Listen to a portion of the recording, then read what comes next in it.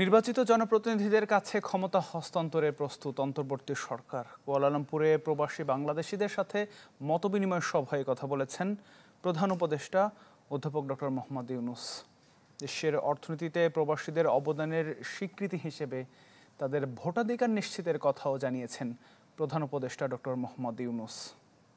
আমাদের দিকে সবাই অ্যাটেনশন দিচ্ছেন। মালয়েশিয়া সফরের দ্বিতীয় দিন প্রবাসী বাংলাদেশিদের সাথে মতবিনিময় করেন প্রধান উপদেষ্টা ডক্টর মোহাম্মদ ইউনূস। এতে দেশটিতে থাকা ব্যবসায়ী সহ বিভিন্ন শ্রেণী পেশার প্রবাসীরা যোগ দেন। এ সময় প্রধান উপদেষ্টা বলেন, দেশের অর্থনীতিতে মস্ত বড় অবদান রাখছেন প্রবাসীরা। এর স্বীকৃতি দিতে প্রবাসীদের ভোটাধিকার নিশ্চিত করতে হবে। অর্থনীতি ঘুরে দাঁড়ালো, এই এক বছরের মধ্যে অর্থনীতি ঘুরে দাঁড়ালো, এই কারণে ওই প্রবাসীদের এই রেমিটেন্সের অর্থ দিয়ে বাংলাদেশ উঠে দাঁড়ালো। প্রবাসীদের জন্য এবার ভোটাধিকার দিতে হবে, এবার তারা যেন ভোট দিতে পারে।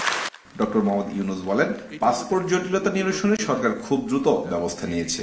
জানান, সরকারি সব সেবা প্রবাসীদের কাছে পৌঁছে দিতে নাগরিক সেবা বাংলাদেশের উদ্যোগ নেওয়া হচ্ছে।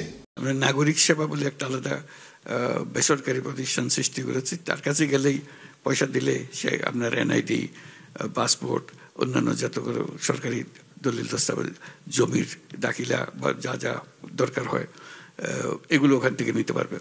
নির্বাচন প্রসঙ্গে প্রধান উপদেষ্টা জানান, নির্বাচিত সরকারের কাছে ক্ষমতা হস্তান্তরে প্রস্তুত অন্তর্বর্তী সরকার। আমরা আশা করি সুন্দর একটা নির্বাচনের মাধ্যমে আমরা ক্ষমতা নির্বাচিত প্রতিনিধিদের কাছে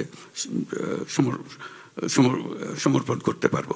প্রবাসীদের ভূমিকার কথা উল্লেখ করে প্রধান উপদেষ্টা বলেন, দেশের অর্থনীতি এখন অনেকটাই স্বস্তির জায়গায় ফিরেছে। অর্থনৈতিক জায়গা থেকে আমরা স্বস্তির জায়গাতে এসেছি সংস্কারের মাধ্যমে।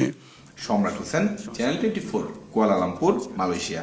সেগুলো নিয়ে সংস্কার কমিশনগুলো